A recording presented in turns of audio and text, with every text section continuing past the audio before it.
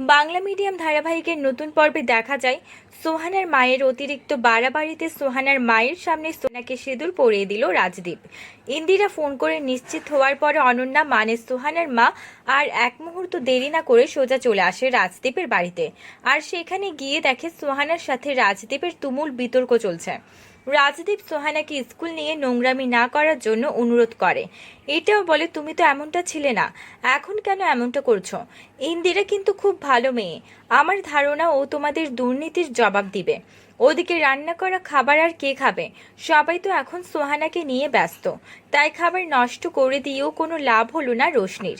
ইন্দিরা অস্থির হয়ে ওঠে, কেননা শাশুড়ি মা যেভাবে হম্বিতম্বি করে বেরিয়ে পড়েছে, তাতে করে যদি রাজদীপ দাসের কোনো ক্ষতি করে বসে। ওদিকে রাজদীপের বাবাকেও অনেক বাজে কথা বলে সোহানার মা, আর এটা সহ্য করতে পারে না রাজদীপ। মায়ের রুম থেকে সিঁদুরের কৌটো নিয়ে চলে আসে। তাহলে কি সোহানার মায়ের কথার জবাব দিতে গিয়ে তার সামনে সোহানাকে সিঁদুর পরিয়ে দিবে রাজদীপ?